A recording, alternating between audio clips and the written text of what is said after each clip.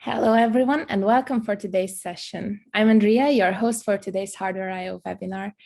I'm glad to welcome Dmitry, who will present hunting for the keys of the SAMA5 castle. Before we start the presentation, I'd like to make some announcements. We are approaching our Germany trainings, which will take place next week.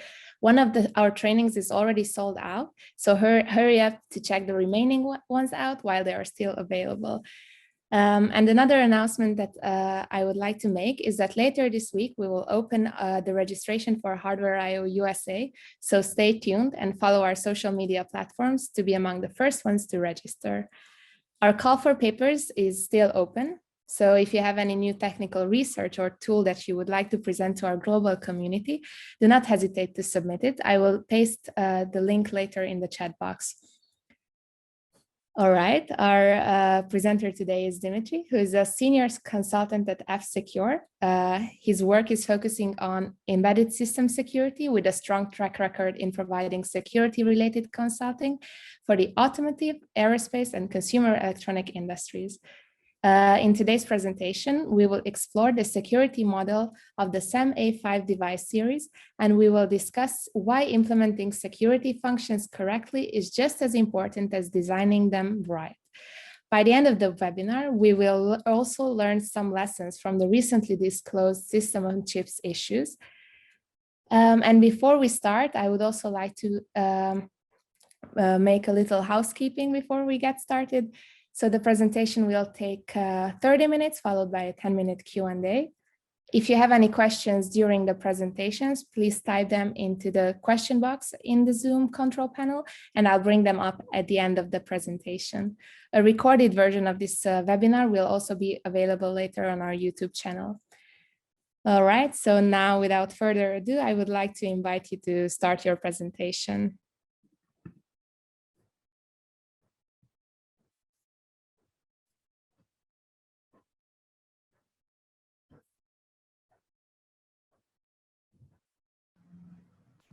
Well, hello everyone, and welcome to this webinar. Today I would like to take you on an amazing journey hunting for the keys of the SAMA5 castle.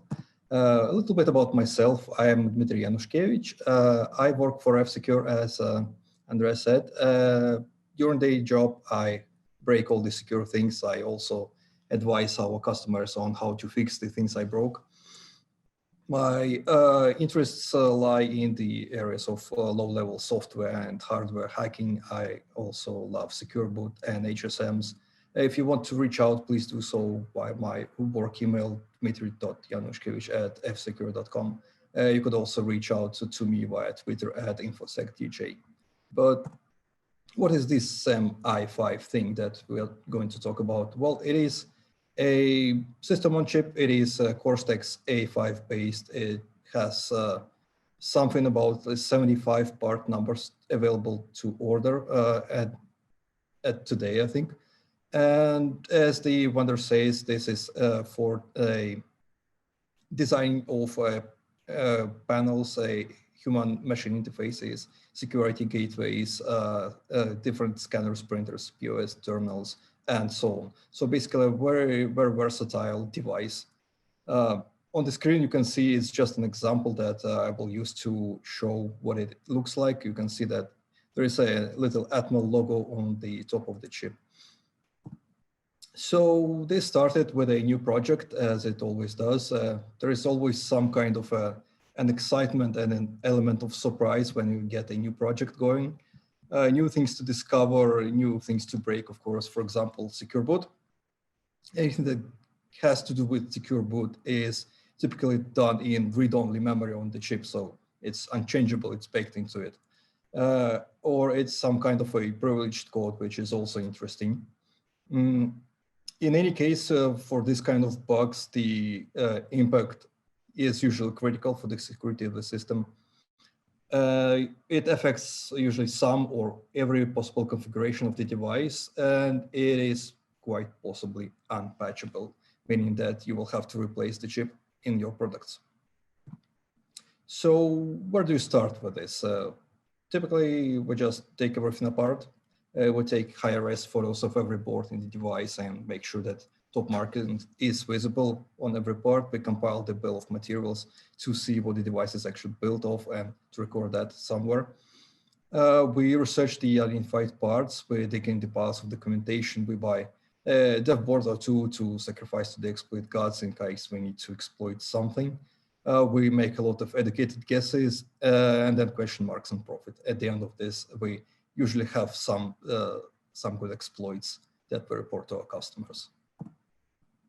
So on the example of this device, we can see that there is, we have our board and we can see that it has the nice little Atmel square thingy on the top. We can also see some kind of possibly a flash chip, some possibly Ethernet PHY and so on, so for some radio module. So we put this all into a bill of materials for further research. But for this talk, what interests us the most is the system on chip. And if the video quality allows, you could probably make out the writing on top of it. It says 80 SAMA5 D27, which is coincidentally the target. So where do you start with the documentation? You start with the datasheet, of course. It's a great source of variety of information on the target. Most of the time it is the source because you don't have anything else.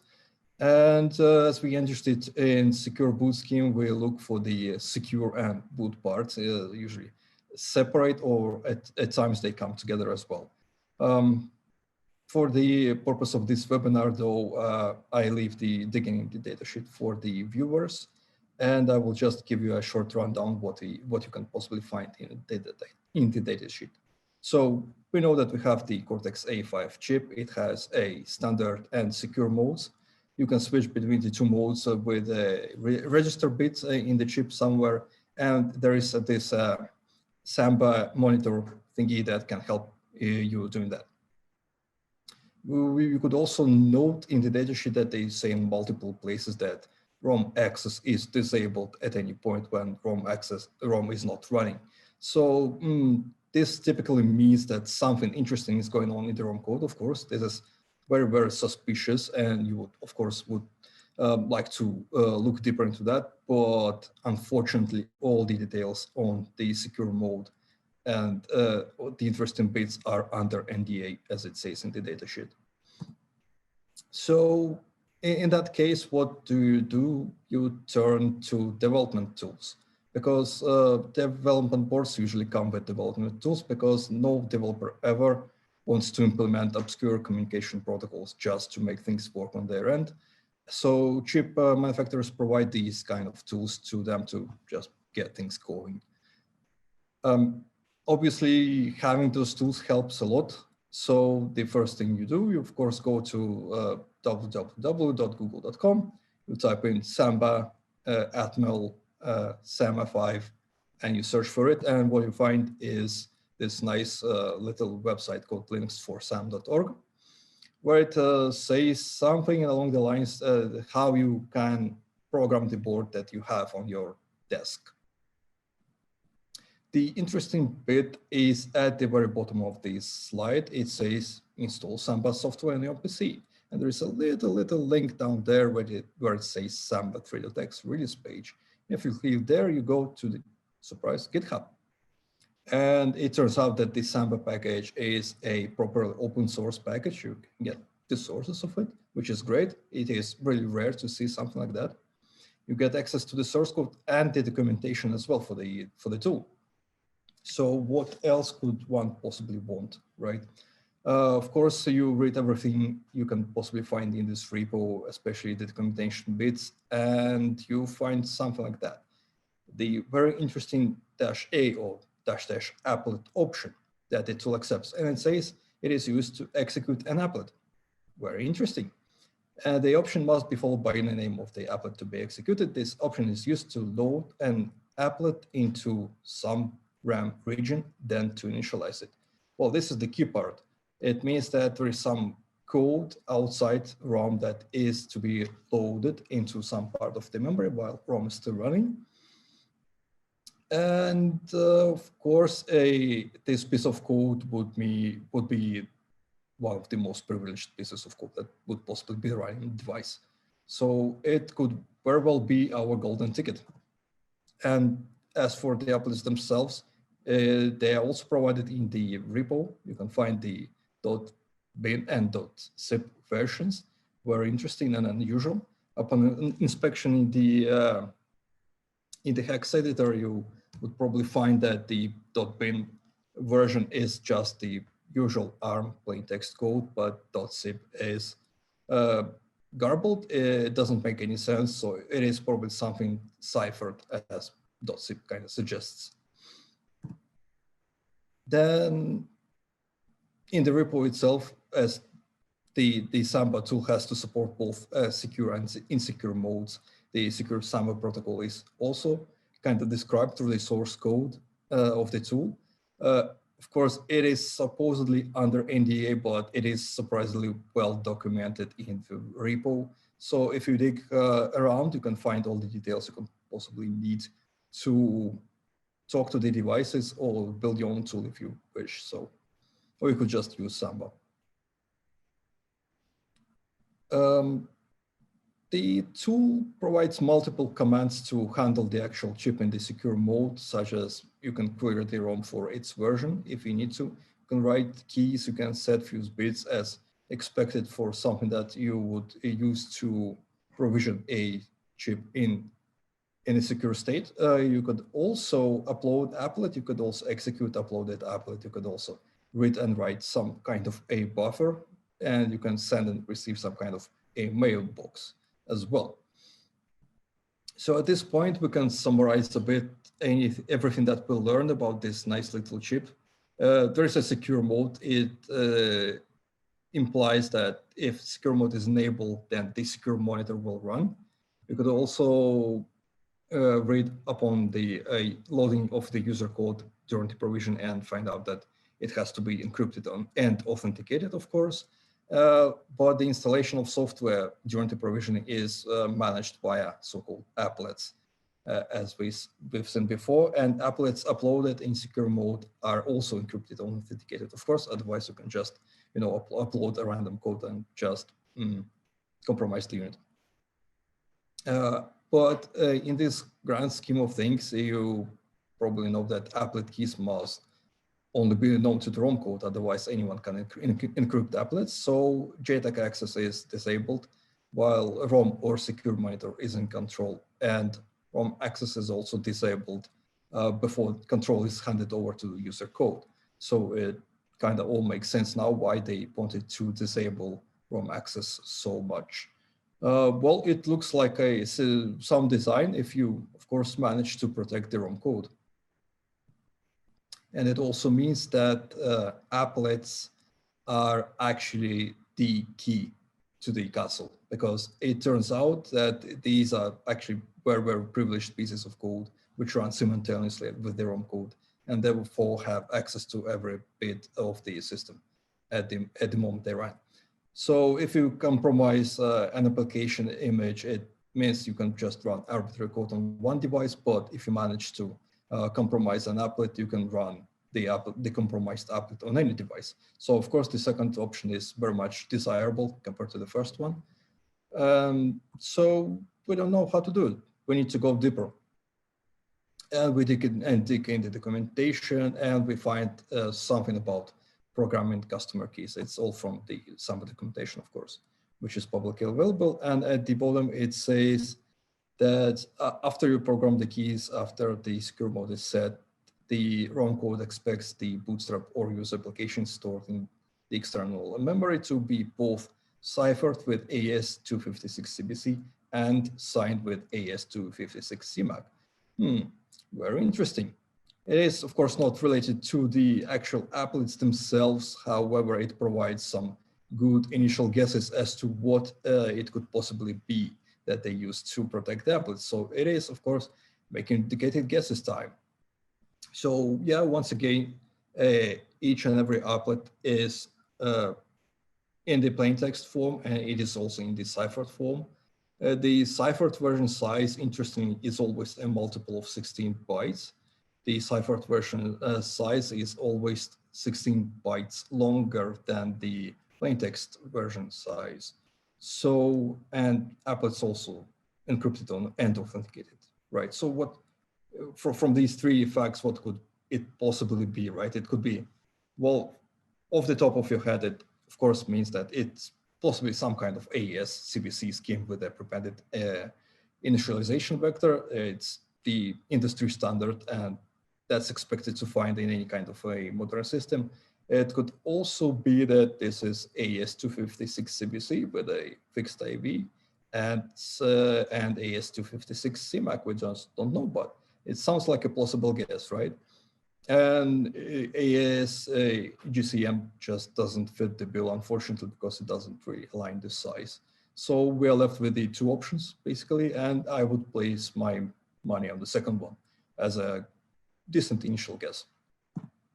So to recap a bit on what CMAC is, because not everyone might know what this thing is, it's a cipher-based message authentication code. So it's a 16 bytes, which say that this piece of data is signed by someone who has the key.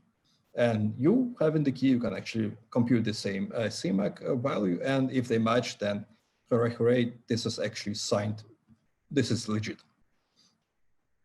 Well, the problem is that the MAC has to be recomputed for verification and comparison. And comparison is kind of hard to implement securely because there might be a timing leakage.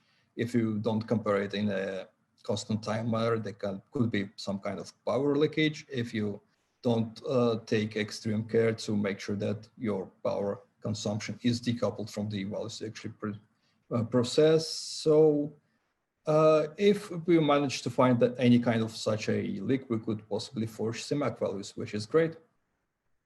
So what do? We try to forge CMAC value, of course. And if that succeeds, we will try to forge the ciphertext and authenticate it with the forged CMAC value, as now we would know how to do it. And then again, question marks and profit. But for that to succeed, we need some kind of tools to help us out. And the tool we used is CWLITE. You, of course, could use any other tool that supports side channel analysis if you have any other one. But from the good points of this one, it's open source and it's commercially available for a very modest price for what it does. It is sampling at up to 100 something megasamples per second, which is may or may not be enough for what we want to, but it's a good first try for sure. And it comes with a nice software bundle and tutorials, which also helps a lot.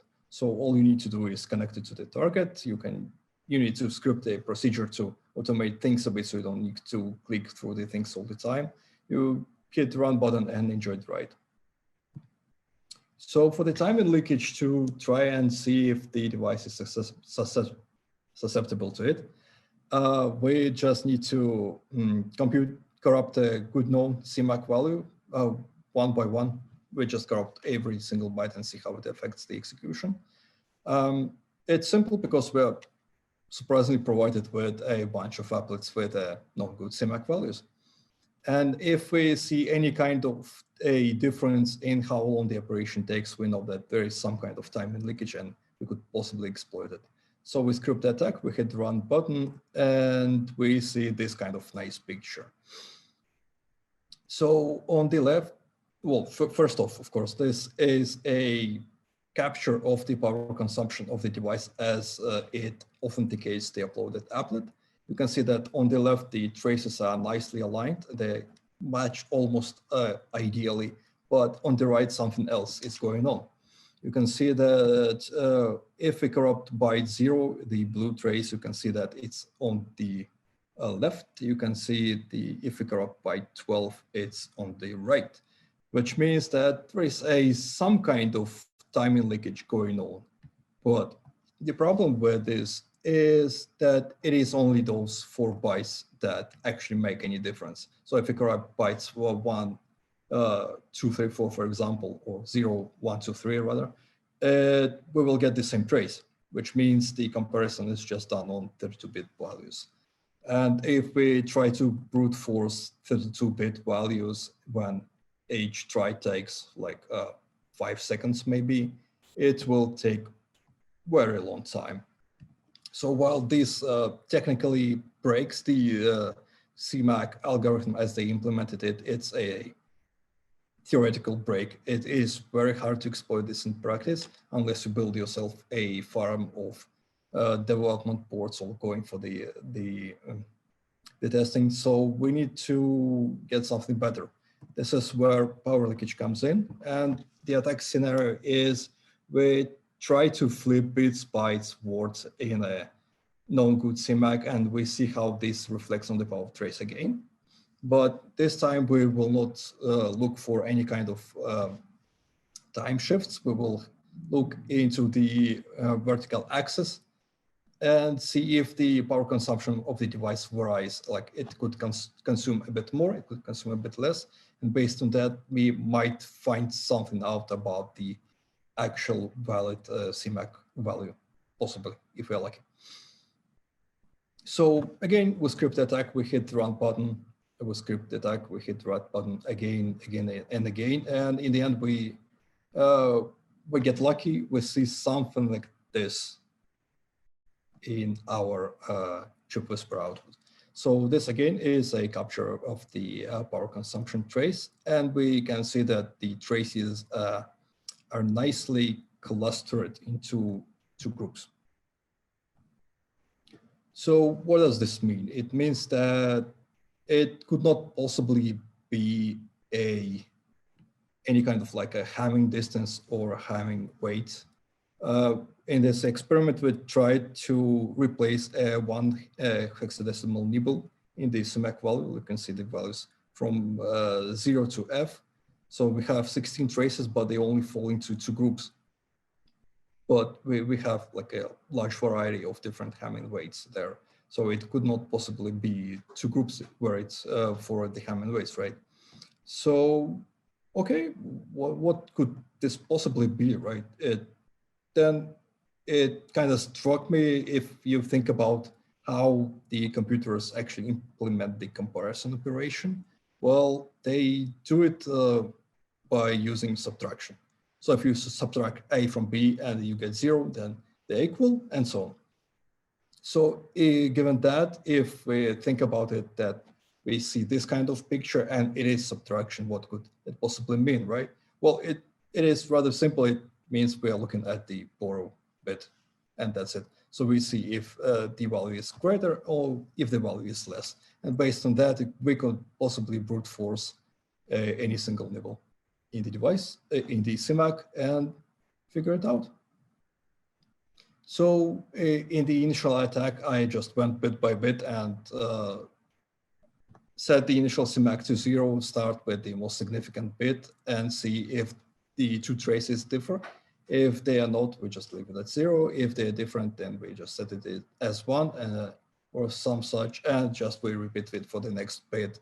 And we do bit by bit 128 times, and eventually we just get a valid CMAC for a text of choice. In practice, it took about 20-something minutes to carry out the full attack. So it's not great, but it is very much tractable to do so. But hey, now we can actually sign or authenticate any kind of a ciphertext we want. So what do we do now? Well, we need to forge the actual applet, but luckily we get the plain text versions of the encrypted applets. So let's look in the plain text. And what do we see? We see what looks like the ARM code. You can see EA and E1 and so on at the fourth positions in the column. So we know that it's an ARM code. Well, we kind of expected that, right?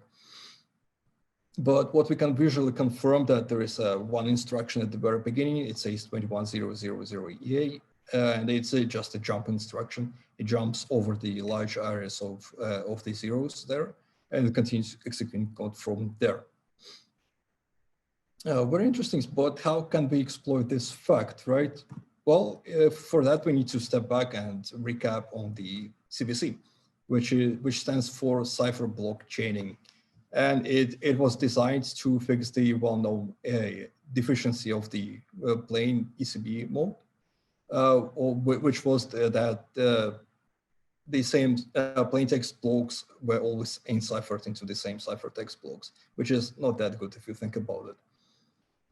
On decryption, the CBC is basically what it is doing. It is XORing the previous ciphertext into the current plain text. So that's the scheme of the things on the decryption side, which is the only one that we are concerned with at this moment. But how does it actually fail in practice? Well, if you think about how it works, you can see how to break it, right? Because, well, tampering with one ciphertext block destroys it. Of course, this is how the encryption works. But because it XORs the previous ciphertext block, and we know what the ciphertext block is, and we can tamper with it, it means that we can actually tamper with the plain text of the next block. So you just kill one block and you manipulate the next one. And the scheme of the CBC decryption that I got from Wikipedia shows exactly that. You can see that you get ciphertext block, you XOR it down below into the next plaintext block, and if you manipulate some bits in the ciphertext block n-1, you get those bits flipped in plaintext of the block n. Very great. And what do? You manipulate those bits, you authenticate the manipulated encrypted applet with the CMAC guessing procedure that I described previously. You dump the ROM because this is the code you can execute. You can execute whatever you want. And what do you want? You want to dump the ROM, of course. And then you reverse engineer the ROM. You find the applet keys. You compromise the target via physical access in the end. Because you can run anything on the target, you just dump the customer keys and you are golden. Then from the ROM, you find more bugs, you report bugs to the vendor, and then you wait for about 1 year, and then you present at hardwear.io. The fallout from the findings was pretty nasty for the vendor, if I may say so, because this turned out, well, this bug and 2 other bugs we found from the ROM image we got. It affects pretty much all the devices in the SAMA5 series, and that's a lot of devices. So it affects the chips themselves and the devices the chips are installed in. So it's rather unpleasant for everyone, pretty much for the microchip themselves, for the customers of microchip, and so on, and for the end users as well, because they are left without the protection of the secure boot. The only catch is that the monitor needs to stay enabled, otherwise you cannot upload the applets, of course.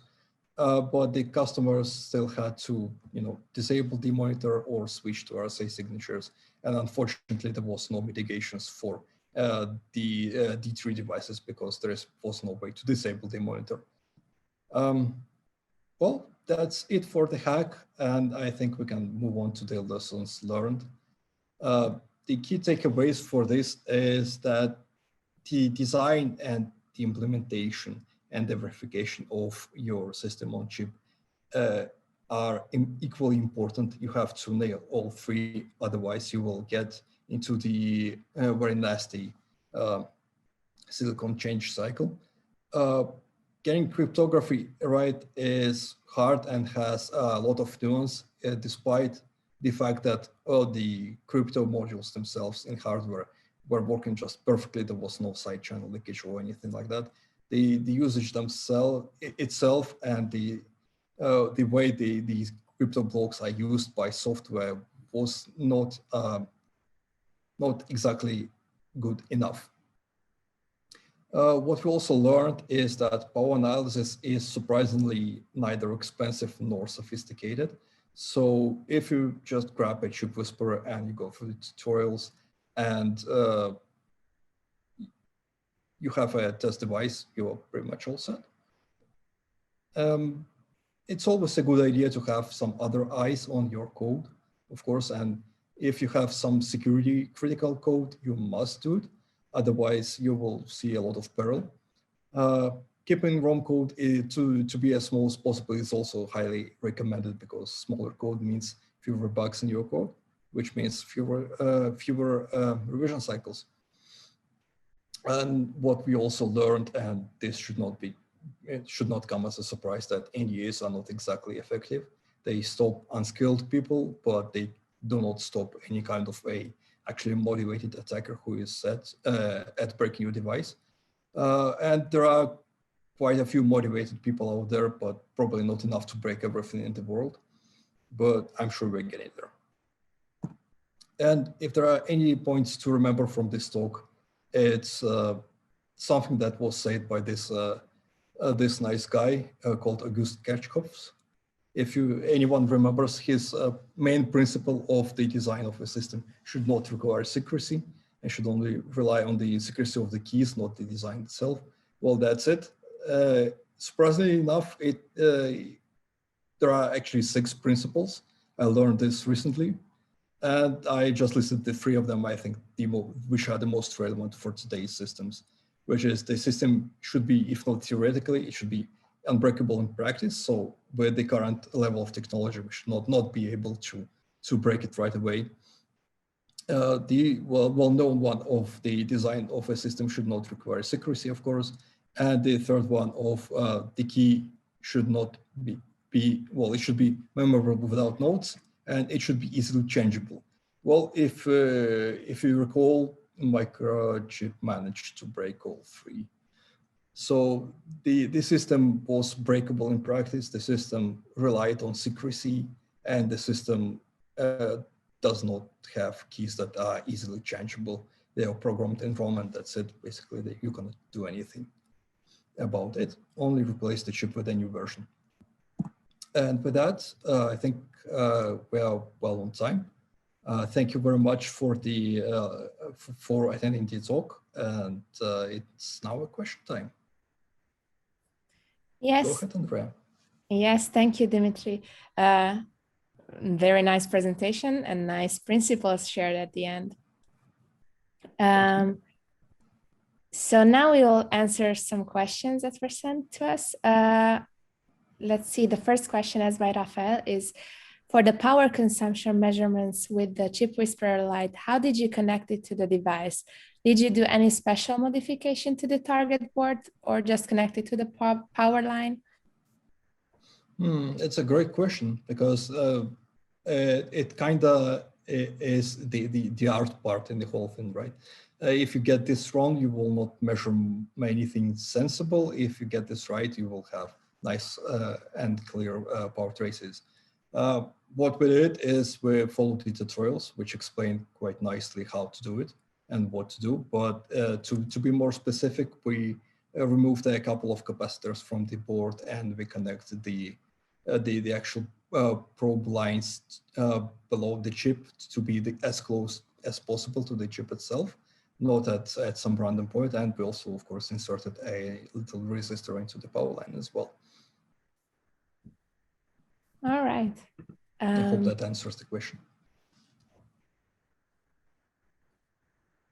Yes. Also, just curious, did you also try glitching? It was not necessary for this one. We just got everything we needed from the power analysis. You could try glitching as well, and I am rather confident that you possibly will succeed. So yeah, I highly recommend you do it in your free time. All right, thank you.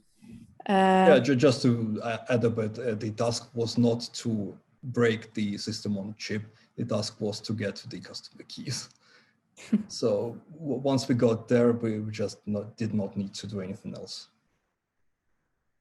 All right.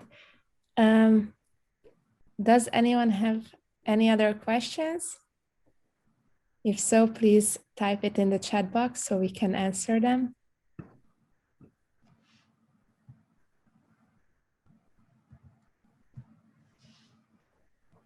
All right, I don't think we have any more questions for today.